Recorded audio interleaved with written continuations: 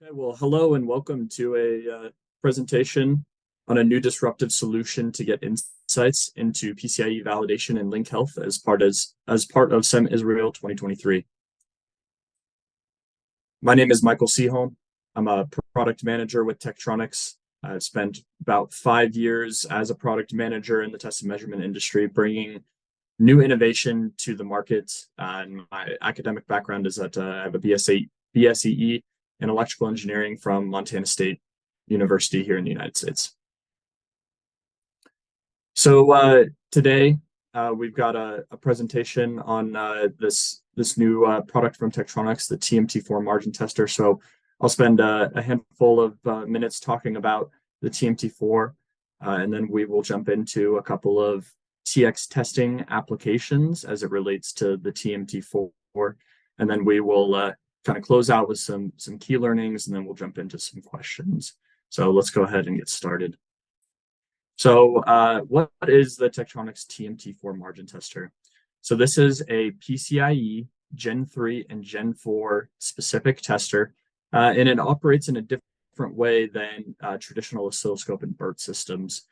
So you'll see in this setup, we have the TMT4 margin tester connected via a 16-lane cable to a Tektronix provided adapter. In this case, it's a Chem by 16 edge that can plug into a motherboard or system board, so that we can test as a live link partner with the device. So in this situation, we're targeting to be a worst case link partner. So you can kind of see the worst case operational link health as if your device was paired with kind of a worst case partner. So through the internal electronics, through the cable, through the traces on the adapter, the margin tester will utilize as much of its loss budget for its side of the link as it can. So in this case, we're testing a system board, but the TMT4 can also test endpoints. There would just be a different adapter here with a slot that we would plug the device or the endpoint into, and then we would serve as the root complex or system side of that particular link. And then over here on the right side, we have a couple of value statements here, and I want to talk through some of these. So the first is that a lot of focus was put into this particular type of product in terms of the ease of use and the speed of test, and we'll talk a little bit more about speed of test coming up here. But from a configuration and setup perspective, it's really out of the box, just plugging in the device, plugging in the cable, finding your adapter of interest, and hooking up to your device and forming a link. And then out the backside, there's an Ethernet port that can either be hooked up point to point to run the UI through a web browser, or it can be put up on a local network to run the device remotely. There is also an on-screen UI if that's the preference as well. So once you've formed a link with the device, the margin tester has some very targeted TX and RX capabilities that we'll be talking about briefly before we jump into applications that help to capture some high-level design issues with PCIe Gen 3 and Gen 4 communication technologies on both ends of the link in just a single box, a TX and simplified TX and RX testing within a single box. And the box does offer multi-lane testing, so everything is done through this cable. There's no need to move around SMAs or SMP connectors to try and capture data. It can all just be done through the standard interface or whatever connector the device has.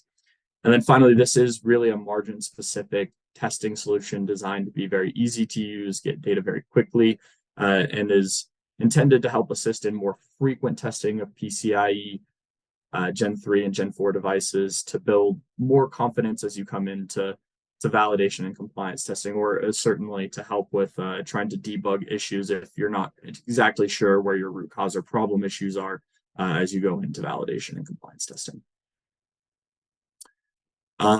So there's two types of tests that the margin tester offers. There's a quick scan and a custom scan. So we'll dive in here to the quick scan, which offers both TX and RX testing. In the case of the quick scan, this is all a natural link negotiation, the standard handshaking that goes on for PCI Express, no forcing of anything. And on the TX side, what we'll display, or what the product will display, is the associated I diagrams with each lane and preset combination, and then the associated link training parameters or equalization. So in this case, that would be attenuation, gain, CTLE, or a 5-tap DFE. And all of that information is displayed, as well as the measured I width and I height. And then off to the right, you can see the constructed I diagrams, which you can expand to see in a bit more detail if you'd like. And then on the receiver side, again, standard negotiation, this time with the DUT largely in charge from the RX side. And so we'll display the lane and preset combination, or I guess the preset that the lane had trained to. And then we show a main cursor test range that we'll be testing through. And then we have an indication as to whether we see link errors. And so this is primarily a voltage stress test on the receiver side, where we are dropping the amplitude of the transmitted signal from the margin tester into the DUT's receivers. And we do that by dropping or slowly decrementing the main cursor value, keeping the pre and post cursor values consistent with the combination needed to maintain the preset that was negotiated. And if we're able to test through the whole range, we would then indicate that there were no link errors found. And if there was a link error found, we would indicate then at what main cursor value within that lane preset combination that the error was detected. And for a Gen 4 by 16 device, we can gather all of this TX and RX data in about 2 minutes. So a very, very fast view of how a 16-lane Gen 4 device can perform inside of a live link environment. And then similarly on the custom scan side, we're looking at the TX view here, and we get very similar data back in terms of the I diagrams. And if we were to expand this below, we would see some of the equalization settings. But in this case, we're forcing the device into specific lane preset combinations of interest. And so in this particular instance, we're looking at a 16-lane device, lane 0 through 15, across 10 presets 0 through preset 9, so a total of 160 combinations. And this can be permutated, again, against looking at a lane view or a preset view. And similar to the quick scan, you can expand upon any of these charts to look at them in a bit more detail. For this test, to gather all 160 combinations, all 16 lanes, and all 10 presets, it takes about 8 to 10 minutes. So you can gather a very, very comprehensive high-level view of your link health in the live link environment in less than 10 minutes. So that's the margin tester, and a little bit of background as we jump into some of these TX testing applications. So we're going to talk about 3 here, and we will jump into the first one, which is related to some redriver interop issues. So we were working with a motherboard manufacturer that was attempting to resolve some issues that they were seeing in their redriver setup. And they were using a reference design from their silicon vendor, and they were getting passing results through Tektronix's TechExpress software using a scope. As shown below, you can see the results for lane 0, lane 8, and lane 15, all passing results on their design. But when they started to do some interop testing and look at how their device performs with other endpoints or a series of endpoints, they were running into some pretty consistent interop issues that they were unable to root cause or weren't sure why they were occurring because their compliance testing was all a pass. And so we took the TMT4 margin tester on site with this particular customer, and we were able to replicate what they were seeing in terms of interop issues at Gen 4 speeds. We were not able to display results and were not able to form a link at Gen 4 speeds. And this probably is not surprising, just given that the margin tester sets out to be a worst case link partner, in this case, a worst case endpoint. And so in consuming the full loss, we're not a very friendly interop device. So this was an easy issue for us to replicate if they were experiencing problems. So what we decided to do was see if there was any other ways that we could try and draw some insight into where they may be experiencing some issues in their design. So we went ahead and linked up at Gen 3 speeds and ran a quick scan as we had talked about earlier. And in this quick scan at Gen 3, we were able to see a couple of things. So first, their redriver setup was split out into a lane 0 to lane 7, and then a lane 8 to lane 15 makeup. And within this redriver, if we look at the back 8 lanes, there was a couple of things to note. The first is that lanes 8 through 11 were driving much more equalization, and particularly in the DFE1 tap, than you're generally seeing in the front half of the redriver. And aside from lane 8, which was about 180 millivolts, there was a pretty significant drop off of 30 to 40 millivolts when you get down into lanes 9 and 10. And then if we look down at lane 13, the eye was about half the size, or half the eye height of what we see up here at lane 0 at about 190 millivolts.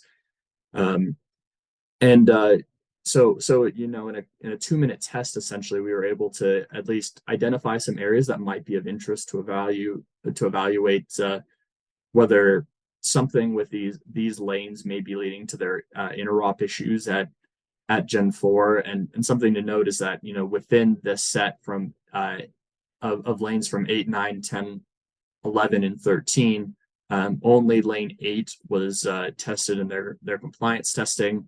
And it also happens to have the greatest eye height of all of these, probably somewhat due to the additional equalization used at DFE1.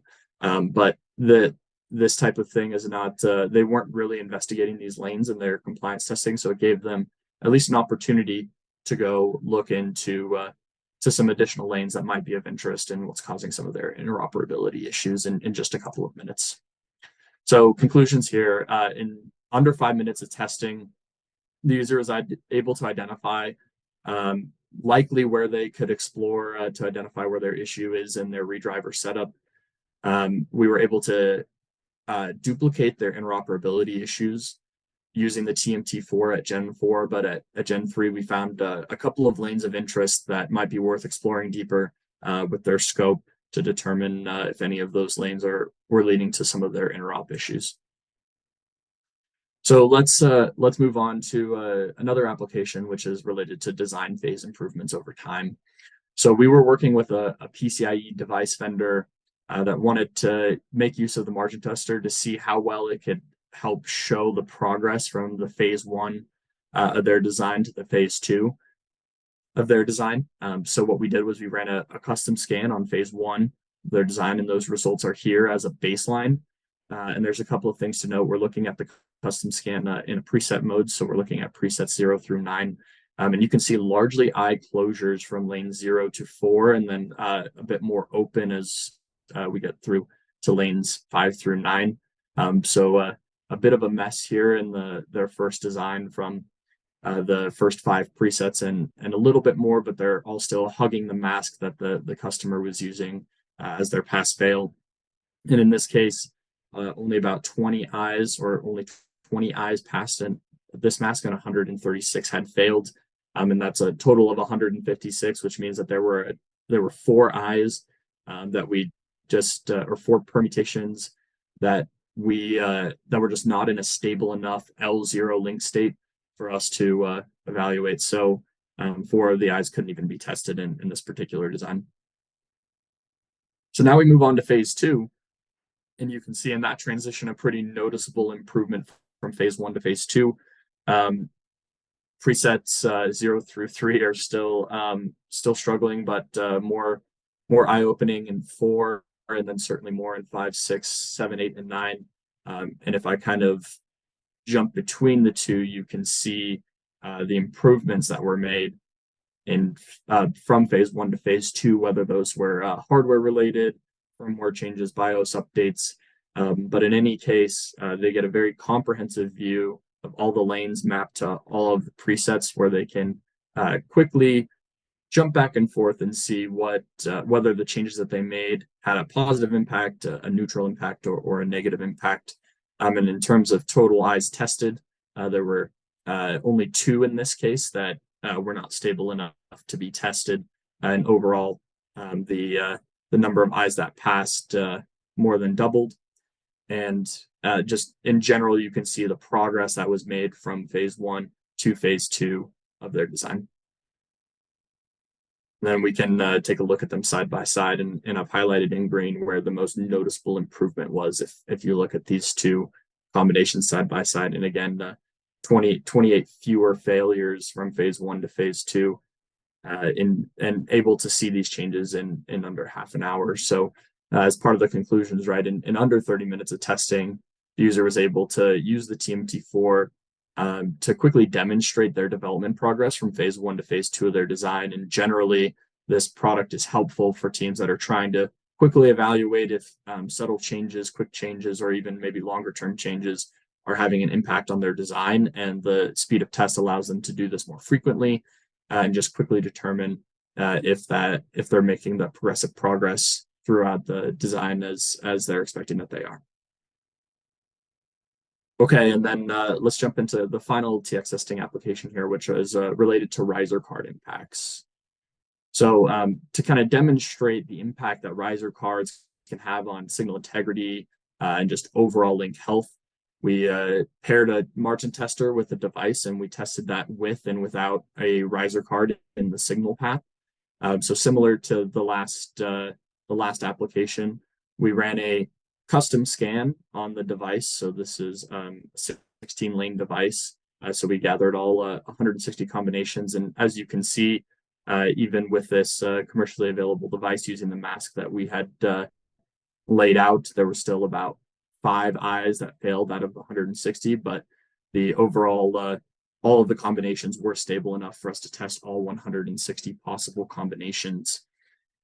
So a couple of things to note here. The eyes look pretty big and wide open, particularly across lane or presets 4 through 9, hugging the mask a little bit more when it comes to presets 0 through 3.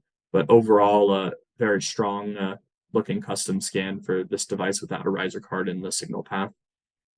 But then as we add the riser card to the signal path and we run this test again, we notice that the number of eyes failed jumps up by roughly 20, and eyes are failing on more presets than they had failed on before. And you can just generally see the eye shrinking as a result of adding this riser card, or interposer into the signal path.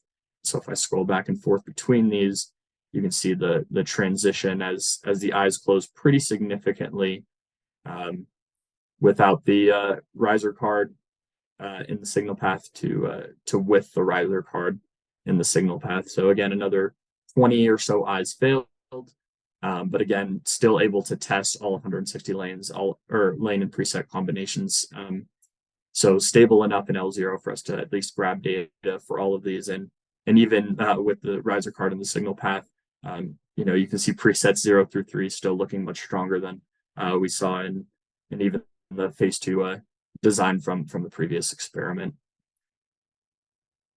So kind of putting it together and closing out on this one. So we scrolled back and forth a little bit to show the eye height and eye width shrinking, just the overall eye closing with the riser card in the signal path, and I've highlighted some of the presets that weren't previously experiencing some sort of issue that now were, after adding or I guess not issue, but that were no longer passing the mask that previously were passing the mask without the riser card in that signal path. So again, in less than a half an hour, about 10 minutes per test, we're able to quickly evaluate how much adding, an interposer or riser card, some additional loss into the signal path, what effect that can have on the device in a live link scenario.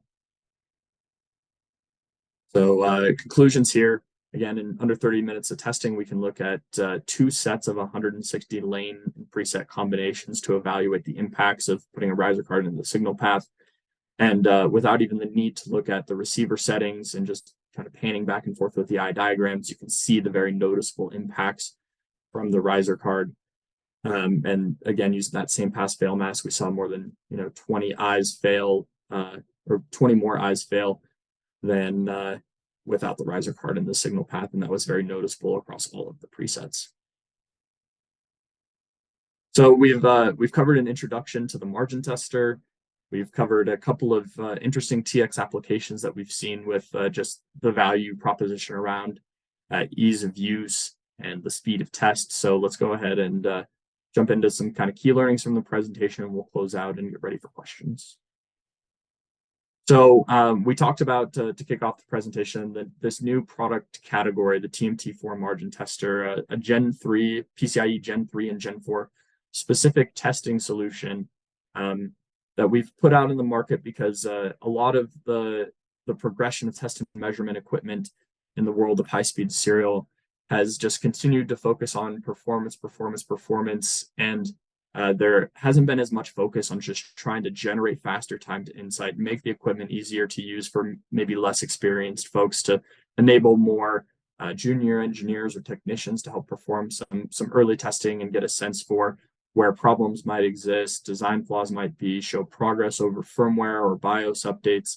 And so this is, Tektronix's way of trying to highlight the need for equipment that just brings faster insight into your design cycles, into your validation cycles, where you can pair something like a margin tester with a Burton scope, try and identify where your problems may be, and spend less time probing around boards, just trying to search with no real direction as to where your problem might be. And with that, right, there's a number of applications that we talked about, and certainly some others. So we talked about drawing more insight into interoperability issues, the ability to track DUT link health progress over different design phases, and just generally investigating how different DUTs perform in a live link environment. And then looking at the effect, or evaluating the effect of certain riser cards or interposers and what effect that can have on a device in a live link scenario. And certainly many others on both the TX and RX side that I would love to talk about if we had more time, but hopefully these handful of applications show you the value in a tester for PCI Express that can provide you insights very quickly and just give you an overall better feeling about how your device is performing in a live link environment, to pair nicely with Burton scope systems. So with that, that is the end of my presentation. Thank you all so much for your time. I know it's incredibly valuable, and I'm more than happy to open up for questions with some of my colleagues and answer whatever you have. Thank you so much.